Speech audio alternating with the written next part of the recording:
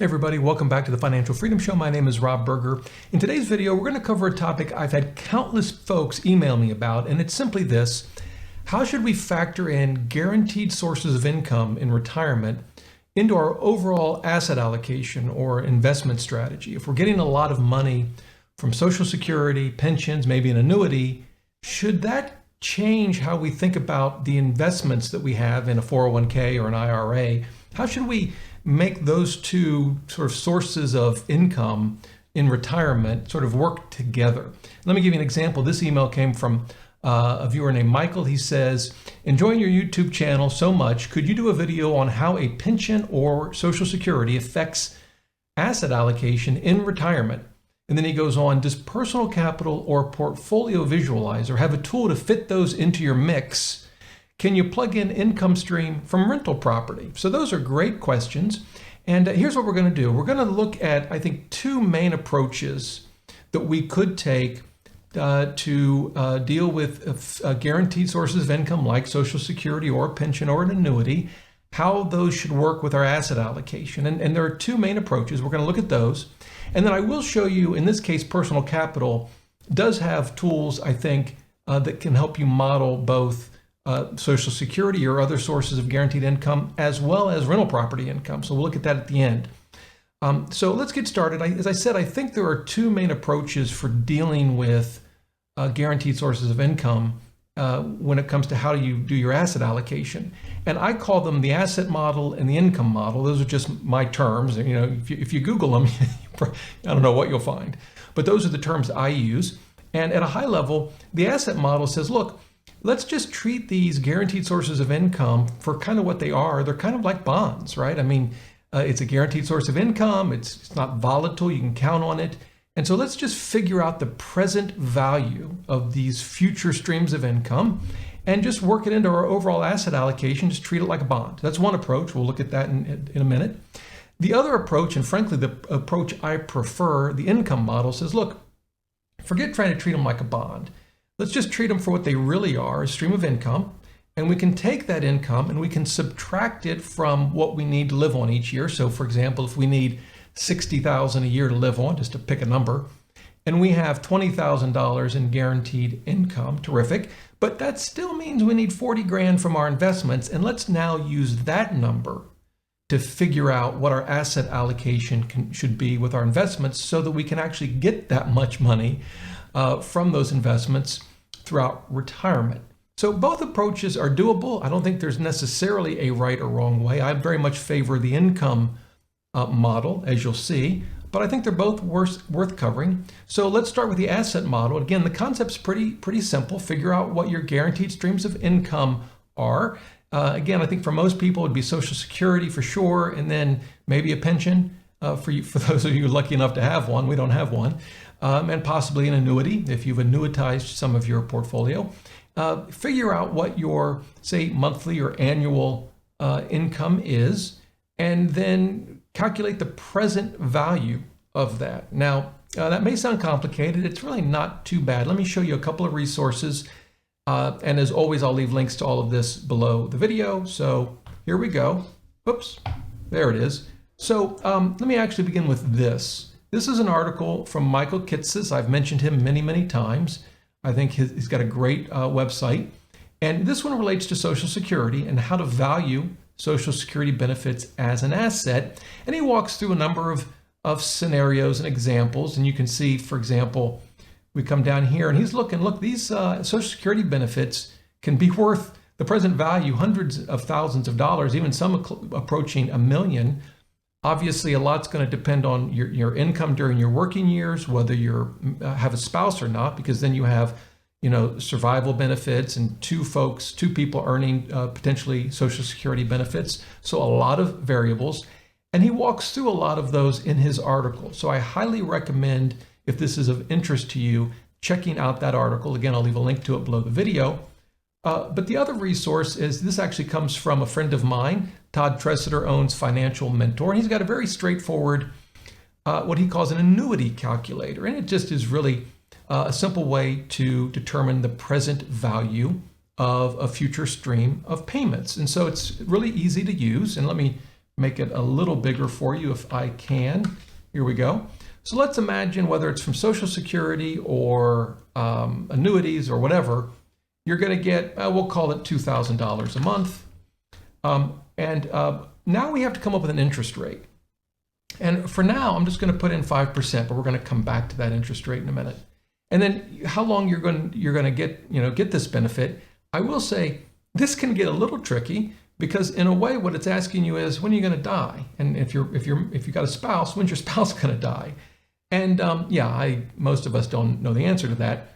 And so there is some guesswork in calculating this. In fact, as you'll see, there's some guesswork in the interest rate as well. But for all purposes, let's just assume you're going to retire at 65, and we'll just assume a 30-year retirement for planning purposes. And so we'll plug in 30, and this is annual. You could do it monthly, for example, but we'll do it annually. Actually, no, we won't. We will do it monthly. Why? Because we're doing the payment monthly. And if we calculate the present value, there it is, $372,000 and change. Now, one thing I want to stress, this looks like an exact calculation. I mean, it's down to 23 cents at the end. We shouldn't treat it as precision. This is very much a rough estimate of the present value. Why? Well, if we go back, remember, we had to sort of guesstimate on how long we're going to live. Now, changes in this, believe it or not, might not be as significant as you might think. Let's just put in 35 and run the calculation. It went up, but it didn't jump, in a huge amount, 20 grand or so. And that's because we're talking about years so far away that the income we're going to get 30 to 35 years from now, its present value is relatively small. But still, this assumption does make a difference. This interest rate, though, can make a big difference. Instead of 5%, let's put 1% in. Look at that. We jump from 370,000 roughly to 621 grand. This interest rate makes a huge difference. So that raises the question, and this is where the asset model approach, can get a little interesting, I guess I'll say. We got to come up with an interest rate. So what would folks do? Well, you'll often hear reference to the risk-free rate of return, and folks tend to look at U.S. Treasuries for that, and they might pick the 10-year Treasury. I've heard some take the long bond, 30-year Treasury. So what is that rate today? Well, I actually looked it up earlier this morning. It was at about 1.3% for the 10-year. The 30-year, believe it or not, it's not that much more. But if we use that, and we'll go back to the calculator, put in 1.3, whoops, here we go. Yeah, we're still getting a pretty big number. And here's the thing, as that interest rate rises over time, assuming that it does, the value of your guaranteed streams of income are going to go down. Now here, again, another wrinkle. Social Security goes up with inflation, right? That's one of the benefits of Social Security. So if inflation gets high and interest rates tend to go up, you could, to some degree, see a benefit in your Social Security payments. You might with your pension, depends on the terms of the pension. Annuities that are sold today, particularly immediate fixed annuities, are by and large not indexed for inflation for the most part. So there are a lot of different scenarios, depending on your specific circumstances, where calculating the present value is going to be a little bit of some guesswork. But again, I don't think we need to worry about trying to get this, to the precision of, down to the penny. That's really not possible.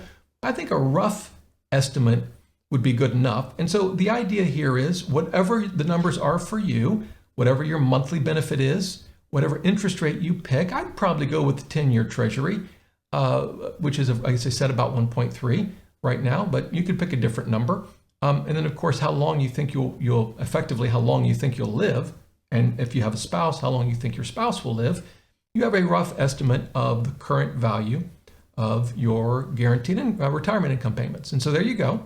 And there you've got a number, and you can just simply work that into your asset allocation. If you're going to be 60-40 in retirement or 70-30 or whatever your asset allocation is, as you're filling up your bonds, you would start with the present value of your guaranteed, or as guaranteed as we can get in life, I suppose, retirement income from these different sources, and have your asset allocation, and there you go.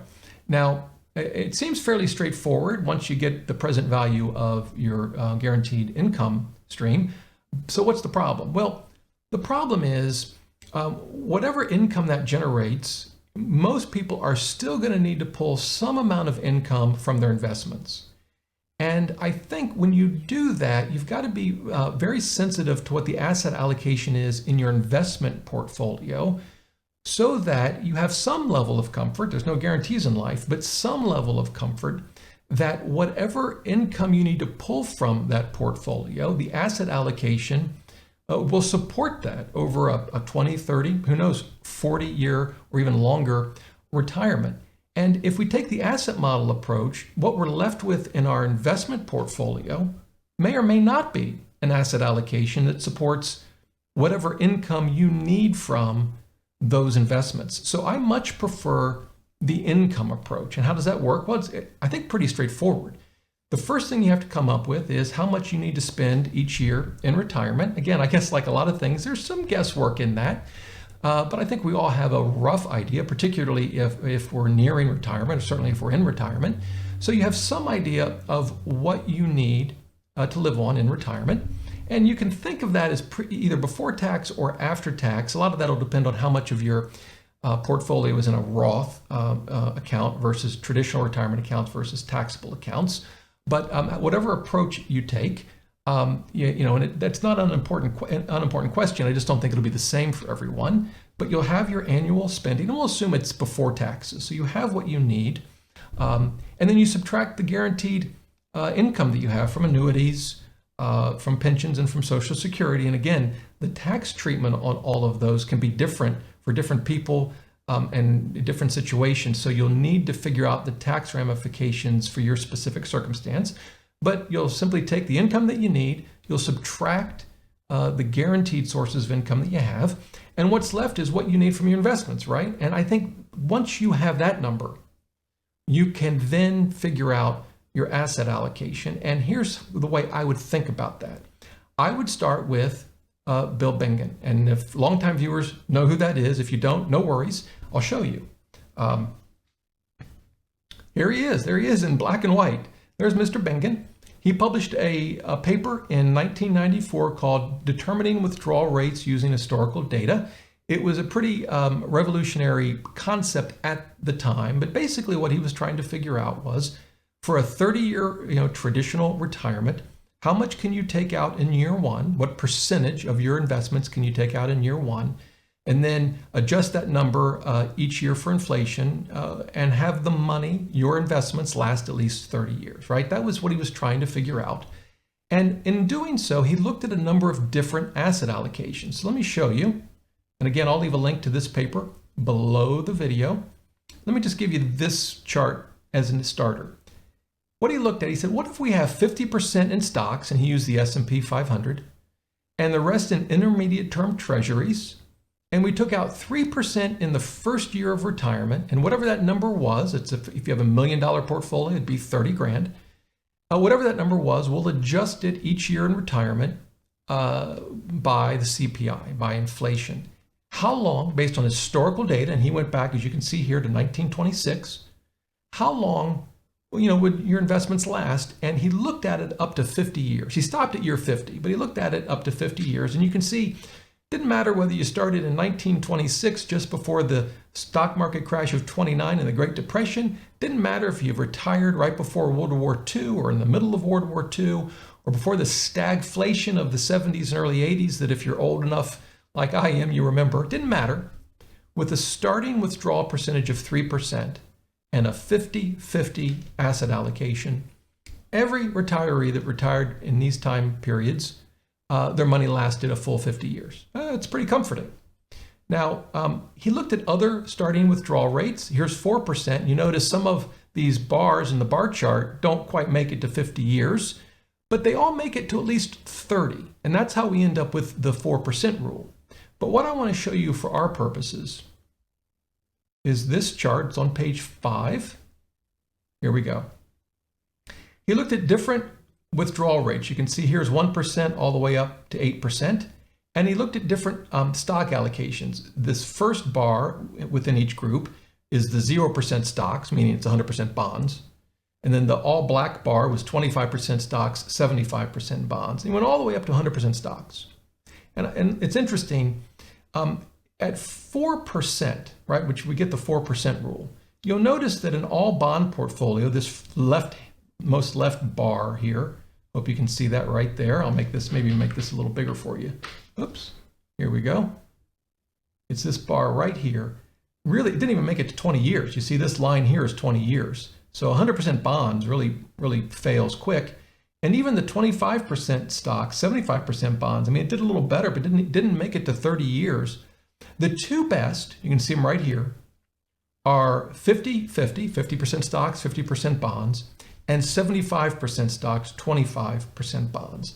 And he concluded from that most retirees really should have, if you're going to use the 4% rule, and by the way, I'm going to turn this back to annuities and Social Security and pensions. It all relates. You want somewhere between 50% and 75% stocks. And what he actually said was, if you can handle the volatility, try to get as close to 75% in stocks as you can. That's really the best outcome when factoring in not only making sure your money lasts at least 30 years, but also keeping an eye on what your portfolio grows to as well, because a lot of us want to leave money to family and to charities. So he said, keep it between 50 and 75% in stocks, and really as close to 75% as you're comfortable with. And I've read a lot of papers since this 1994 paper, and they all pretty much, I'm not aware of any paper really. There are a couple that suggest 100% stocks would be okay. But by and large, they tend to confirm what Bill Bengen found. Now, so how does that relate to the income model that I've talked about? Well, it seems to me that if you're going to need, after you've factored in your guaranteed income, if you're still going to need to draw about 4% from your investments in year one, and then adjust that for inflation going forward, you really need a stock allocation roughly somewhere between 50 and 75%. At least that's what Bill Bengen concluded, and it seems reasonable to me based on everything that I have read. So that's where the asset model could get you in trouble, because if the asset model, if you treat all of that as bonds, the present value of all these guaranteed incomes is you treat them as bonds, and factor that into your overall asset allocation. If that ends up creating an investment portfolio for you that doesn't fall within the 50 to 75% in stocks, at least according to Bill Bengen's research, that could cause you some problems. At a minimum, I think you want to be aware, if you're going to follow the asset model, what your asset allocation is just from your investments, and does it fall within that 50 to 75% range, particularly if you're going to pull out roughly 4% or perhaps a little more from your portfolio in year one of retirement, and then adjust it for inflation. Now, some of you are saying, well, Rob, that's great. Appreciate all that work and those studies and links, and great. But look, after I factor in guaranteed income, I only need like 1 or 2% from my investment portfolio. In fact, maybe there are years if I had to, I don't even have to take anything out. If things got really bad in the market and life was crazy, I could just live on my guaranteed income. Well, that's terrific. And that gives you a lot of flexibility. In fact, if we go back to Bengen's paper, we can see, we'll take the 2%, which is the second group of bars right here. If you only need 2% of your investments in year one after you factor in guaranteed income, well, goodness, I mean, you could just have about any asset allocation you wanted. I mean, if we exclude the 0% stock allocation for a minute, all of the other allocations, from 25% stocks all the way up to 100% stocks, at a 2% initial withdrawal rate, lasted 50 years. And even the 100% bonds, this bar on the left, lasted, what would you call that, 30 to 35 years. And if you were fortunate enough to only need 1% in year one, then all of the allocations lasted 50 years. I mean, you've got all kinds of choices. And here is why I like the income model. It forces you to look at how much you're going to need to rely on your investments. If it's near 4% in year one and then adjusted for inflation going forward, you can say, okay, I got to take a fair amount of money out of my investments. Let me think about what that asset allocation is going to be. It's great that I have all this guaranteed income over here from Social Security or whatever, but even with that, still got to get my 4% out of my portfolio in year one and then adjust it for inflation. I better really be mindful of the asset allocation so that I can generate that 4% adjusted for inflation going forward without running out of money, probably somewhere in the 50 to 75% in stocks is probably what I'm going to need. On the other hand, if you do this analysis and you only need 1 or 2%, for example, in the first year of retirement, then you got all kinds of choices. And I think there are a number of reasonable options. You could say, I can take the risk. I'm going to go 100% stocks, or maybe something greater than 75% stocks, whatever it is for you, because I've got this guaranteed income that I can always fall back on, and I don't need a lot out of my investments. And it gives me maybe the best opportunity to grow in wealth that I can leave to family, that I can leave to charities, and that's important to you. At the same time, others may say, look, I don't need to pull a lot from my investments. I'm going to take the opposite approach. I kind of sleep better at night knowing that I'm only, 75% bonds and only 25% stocks.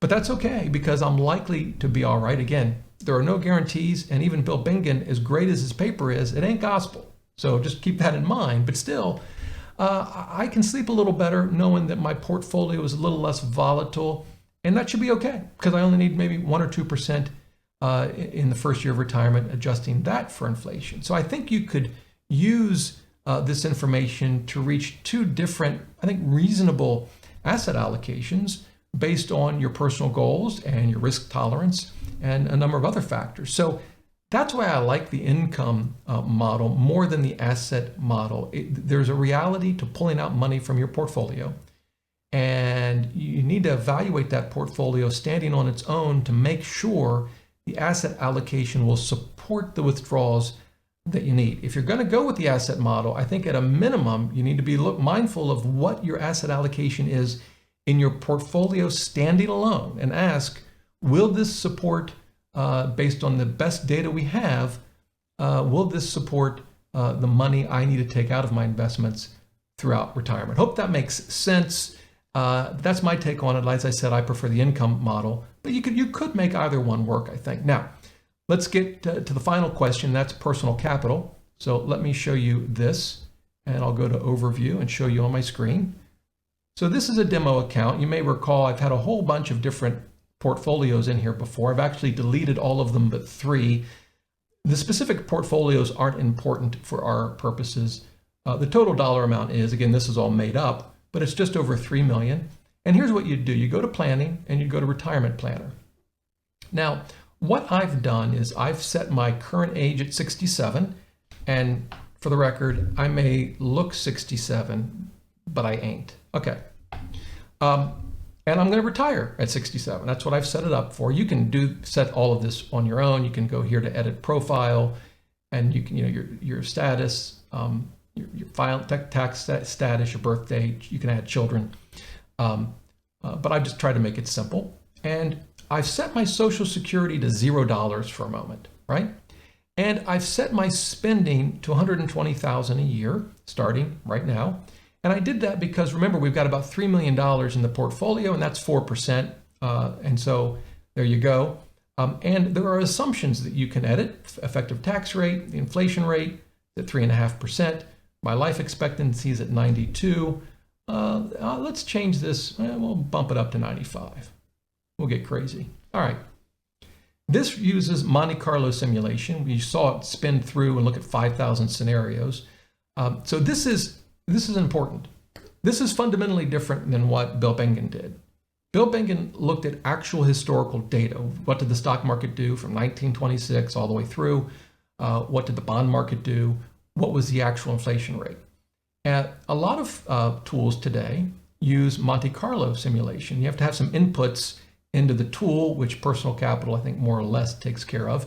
But what it does is it just simulates, in this case, as you saw, 5,000 different scenarios. It's not that one is right or wrong, good or bad. They both serve different purposes. One of the benefits of Monte Carlo is it's going to consider scenarios that haven't happened since 1926. So because they haven't happened, they weren't included in Bill Bingen's analysis. On the other hand, the benefit of Bill Bingen's analysis is it was actual history. And while history doesn't repeat itself, well, how's it go? Sometimes it seems to rhyme. I mean, so you could have scenarios in a Monte Carlo simulation that are so extreme, they're almost unlikely to ever happen, but I suppose anything's possible. The point is, I don't think one is better, or they're just different. But I pointed out that this uses Monte Carlo simulation. I would say most retirement calculators probably do. And so you're going to get a percentage. What's the likelihood that you'll not run out of money? And they'll do it as a percentage. They'll look at 5,000 scenarios, for stocks, for bonds, for inflation. And then how many of those scenarios did you succeed? Did your money last, in this case, till 95? And how many did you run out of money early? And it just calculates a percentage effectively and gives you a score. So let's look at it. So here you can see they gave me a score of 76. They kind of prefer 85. So in this case, it's kind of calling it close. By the way, if I edit the assumptions and I say I'm going to live to be 92, what's it do? Yeah, it bumped it up to 85. And they call that good shape. A result between 80 and 90% means you're in good shape. So that's what they're aiming for, right? Now, if we go back and we put the assumption back to 95, boy, those 3 extra years are going to kill me. See what I did there? All right, anyway.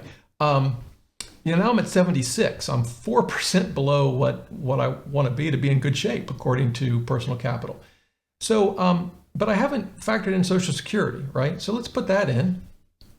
Now, you can sync an estimate. It's based on other data within Personal Capital. What I recommend is just go to the Social Security Administration and figure out what your benefits are going to be.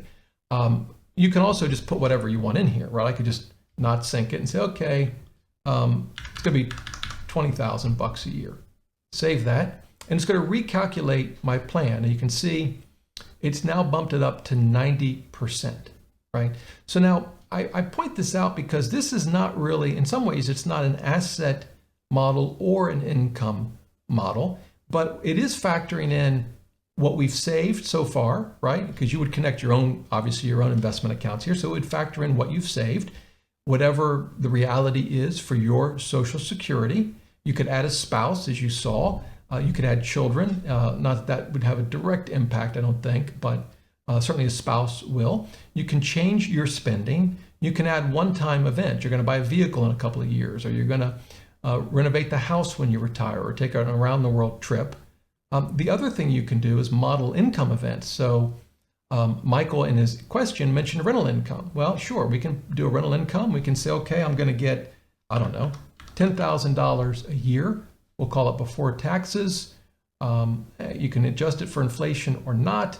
You can either set it for every year or just a set number of years, and also when it'll start, right? So you can model that as well. Of course, that's only going to improve my chances of, I guess, dying before I run out of money to 94%. So this tool, particularly for a free tool, I think is probably the most robust, one of the most robust retirement calculators. You can model a lot of different things. And so in response to Michael's question, I wanted to show you that, again, it's not really an asset model. Maybe it's more of an income model. But I think even if you use a tool like that, it's still important to know what your asset allocation in your investment portfolio and what percentage, are you going to take from that in year one, and presumably adjust it to some degree by inflation every year. And then think through, okay, if it's near 4%, am I somewhere between the 50 to 75% in stocks? If I'm not, why not? There might be good reasons. But you want to at least understand those issues and think them through. So there you go. That's my take. I think it's an important question, a very important question. And, a lot of this is based on some assumptions and some, I'll call it guesswork. I think we can make educated guesses, and we may have to change our analysis over time. I think both the asset model, as I call it, and the income model could work. I much prefer the income model, but I also think it's pretty smart to put this information, whether it's in Personal Capital or some other retirement tool, into a retirement tool, see what they have to say about your plan. Again, don't take it as gospel, but I think it could give you some insights that you might not otherwise have. So there you go. That's my take. Michael, thanks for emailing me a great question. If you have any questions or comments, leave them below the video. I'll do my best to help you out any way I can. And until next time, remember, the best thing money can buy is financial freedom.